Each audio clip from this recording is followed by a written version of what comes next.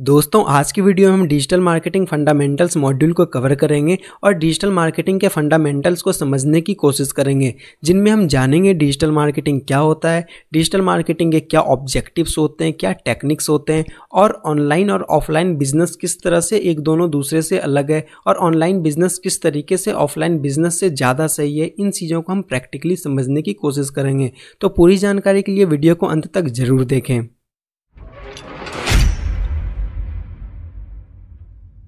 Hello दोस्तों, मैं ऋतिक चौधरी आपका स्वागत करता हूं अपने यूट्यूब चैनल डीएम इन हिंदी पे।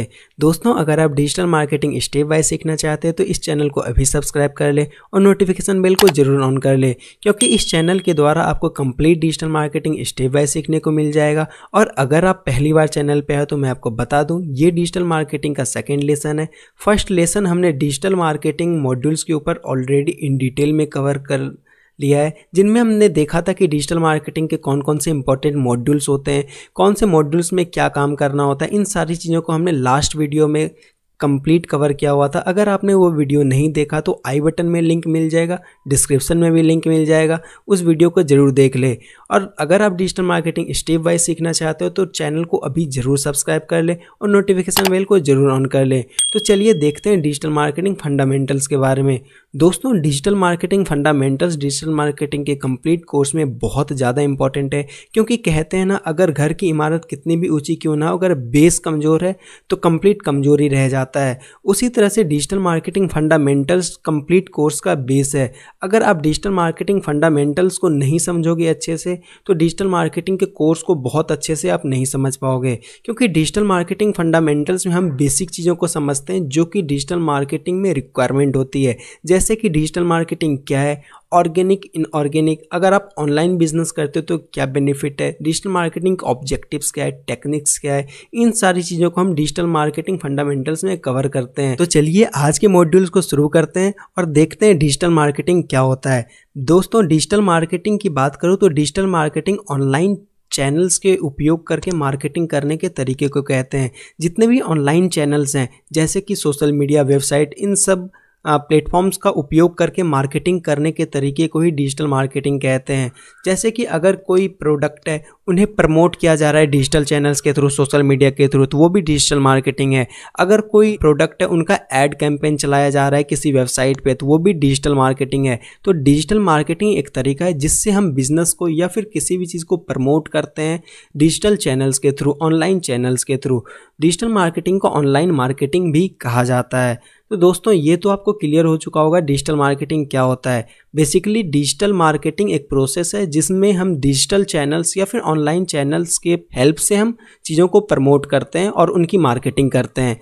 दोस्तों इनमें दो अलग अलग टर्म्स है, एक ऑर्गेनिक और एक इनऑर्गेनिक। ऑर्गेनिक जब भी हम कोई मार्केटिंग, डिजिटल मार्केटिंग जब भी हम फ्री ऑफ कॉस्ट करते हैं तो उन्हें हम ऑर्गेनिक कहते हैं, और जब हम किसी भी चीज़ के लिए पैसे खर्च करते हैं तो उन्हें हम इनऑर्गेनिक मार्केटिंग कहते हैं। जैसे कि आपने इस तरह से ऐड कैंपेन, अगर आप फेसबुक स्क्रॉल जब करते हो तो आपने देखा होगा इस तरह से कुछ ऐड कैंपेन आपके सामने कभी कभी आ जाता होगा। उसके बाद या फिर आप इंस्टाग्राम पे आपने देखा होगा तो कुछ इस तरह का ऐड कैंपेन आपके सामने आ जाता होगा। जब आप इस पर क्लिक करते हो तो इनके वेबसाइट पे आप लैंड कर जाते हो। तो बेसिकली जब भी आप इस पर क्लिक करते हो तो जिसने भी ये ऐड कैंपेन रन किया है उनके अकाउंट से पैसे डिडक्ट हो जाते हैं, तो इनमें उनके पैसे खर्च हो रहे हैं। तो ऐसे मार्केटिंग जिनमें हमारे पैसे खर्च होते हैं उन्हें हम पेड मार्केटिंग मतलब इनऑर्गेनिक मार्केटिंग कहते हैं। और वैसे मार्केटिंग जब भी हम उनमें फ्री ऑफ कॉस्ट करें, एक भी रुपए खर्च ना करें, तो ऑर्गेनिक मार्केटिंग कहते हैं। जैसे कि आप अगर कुछ भी गूगल पे सर्च करते हो तो आपने देखा हो बहुत सारे रिजल्ट आपके सामने होते हैं। जैसे कि आपके सामने मैंने अगर सूद सर्च किया तो यहाँ पे बहुत सारे रिजल्ट आएंगे और आपको दो तरह के यहाँ आपको रिजल्ट देखने को मिलेगा। एक तो यहाँ पे आप देख रहे हो कि एड्स, और इसमें एडवर्टीजमेंट ऐड वगैरह आ रहा है, और दूसरी अगर आप रिजल्ट देखो तो उसमें कोई भी वगैरह नहीं आ रहा होगा। तो जो बेसिकली ऐड वगैरह नहीं आ रहा है तो ये बिल्कुल ही ऑर्गेनिक तरीके से है। इसमें अगर वेबसाइट रैंक कर रही है तो सर्च इंजन ऑप्टिमाइजेशन एक पार्ट है जिसके द्वारा हम वेबसाइट को रैंक कराते हैं। तो ये वेबसाइट रैंक कर रही है जिनमें ये मार्केटिंग तो कर रहे हैं लेकिन इनका एक भी रुपये खर्च नहीं हो रहा है। तो ये क्या लेकिन यहाँ पे ऐड वगैरह आप देख रहे हो कि ऐड कैंपेन चल रहा है इन लोगों का, तो अगर आप इस पर क्लिक करोगे तो जिसने भी ये ऐड कैंपेन चलाया है तो उनके अकाउंट से पैसे डिडक्ट हो जाएंगे। तो बेसिकली ये इनऑर्गेनिक मार्केटिंग, तो दोनों चीज़ें आपको यहाँ पे देखने को मिल रही है। जो ऐड वगैरह देख रहे हो आप ये इनऑर्गेनिक का और ये जो आप वेबसाइट की रैंकिंग देख रहे हो ऊपर है जिसकी वजह से इन प्रोडक्ट की मार्केटिंग हो रही है, ये ऑर्गेनिक मार्केटिंग का पार्ट है। तो दोस्तों आपको ये दोनों चीज़ क्लियर होगा कि ऑर्गेनिक मार्केटिंग क्या होता है और इनऑर्गेनिक मार्केटिंग क्या होता है। जब भी हमारा पैसे खर्च हो मार्केटिंग करने में तो उन्हें इनऑर्गेनिक मार्केटिंग कहते हैं, और जब भी फ्री ऑफ कॉस्ट मार्केटिंग हो जाए तो उन्हें हम ऑर्गेनिक मार्केटिंग कहते हैं या फिर ऑर्गेनिक वे ऑफ मार्केटिंग कहते हैं। तो दोस्तों होप आपको ये चीज़ कंप्लीट अच्छे से, बहुत अच्छे से क्लियर हो चुका होगा कि डिजिटल मार्केटिंग क्या है, ऑर्गेनिक मार्केटिंग क्या है, इनऑर्गेनिक मार्केटिंग क्या है, ये आपको कंप्लीट कवर हो चुका होगा। अब हम सेकंड थिंग देखते हैं जो है हमारा ऑनलाइन बिजनेस और ऑफलाइन बिजनेस। इन्हें हम बहुत ही डिटेल में समझने की कोशिश करेंगे कि अगर कोई ऑनलाइन बिजनेस करना चाहता है या फिर ऑफलाइन बिजनेस करना चाहता है तो दोनों में क्या डिफरेंस है, ऑनलाइन और ऑफलाइन बिजनेस में किस तरह से हम ज़्यादा बेनिफिट ऑनलाइन बिजनेस में हम देख सकते हैं, ये सारी चीज़ों को हम इन डिटेल में देखेंगे। अगर आप कोई भी बिज़नेस करने की सोचते हो, सपोज आप अगर एक टी शर्ट का बिज़नेस स्टार्ट करना चाहते हो तो उनमें किन किन चीज़ों की रिक्वायरमेंट होगी। सबसे पहला चीज़ प्लेस की अगर बात करें तो ऑफलाइन बिजनेस अगर हम करना चाहें तो बहुत सारी इंफ्रास्ट्रक्चर की आपको ज़रूरत होगी, लेकिन अगर ऑनलाइन बिजनेस की बात करें तो ऑनलाइन बिजनेस में अगर आप टी शर्ट की करना चाहो तो आपको एक कोई भी प्लेस की रिक्वायरमेंट होगी ही नहीं। उसके बाद अगर हम शॉप की बात करें तो ऑफलाइन बिजनेस में आपको स्टाफ की ज़रूरत होगी। अगर आप कोई भी शॉप ओपन करते हो तो हो सकता है कि उसमें किसी न किसी स्टाफ को तो आप रखोगे ही रखोगे, लेकिन ऑनलाइन बिजनेस में एक भी स्टाफ को भी रखने की ज़रूरत नहीं पड़ेगी। उसके बाद अगर स्टाफ को आप रखोगे तो उन्हें सैलरी देना होगा ऑफलाइन बिजनेस में, लेकिन ऑनलाइन बिजनेस में ऐसा कुछ भी नहीं होता। एक वेबसाइट होगी आपकी जिससे कि आप हर चीज़ मॉनिटर कर पाओगे, उसके खर्चे होंगे, लेकिन ऑनलाइन बिजनेस में कोई भी खर्चे नहीं होंगे। सिर्फ कुछ वेबसाइट बनाने में जो होस्टिंग और डोमेन की ज़रूरत होती है उनके छोटे मोटे खर्चे होने हैं। तो अगर आप इस तरह से देखो तो मैंने आपके सामने कुछ लिस्ट बना करके रखा है कि ऑफलाइन बिजनेस में इंफ्रास्ट्रक्चर की ज़रूरत होगी, ऑनलाइन में नहीं होगी। शॉप में अगर रखते हो, अगर आप एक शॉप क्रिएट करते हो, आप एक शॉप बनाते हो तो उसमें स्टाफ रखना पड़ेगा। ऑनलाइन बिजनेस में आप हर चीज़ खुद ही मॉनिटर कर सकते हो। उसके बाद उनके स्टाफ को सैलरी देना होगा, ऑनलाइन बिजनेस में कोई सैलरी भी नहीं देनी होगी। उसका कुछ अलग से खर्चे होंगे, लेकिन ऑनलाइन बिजनेस में आपको छोटे मोटे खर्चे होते हैं वही जो डोमेन और होस्टिंग लेने में। उसके बाद आपको किसी भी तरह के खर्चे नहीं होते। उसके बाद इसमें आपको अगर जो सबसे मेन चीज़ जो बात करें और सबसे इंपॉर्टेंट चीज़ कि जब आप ऑफलाइन बिजनेस करोगे तो आपको स्टॉक मेंटेन करना होगा, 1000-1500 टी शर्ट का स्टॉक मेंटेन करना होगा। लेकिन ऑनलाइन में जब आपके पास ऑर्डर आएगा तब आप उन चीज़ों को डिलीवर कर सकते हो, मतलब इसमें स्टॉक मेंटेन करने की कोई भी ज़रूरत नहीं है।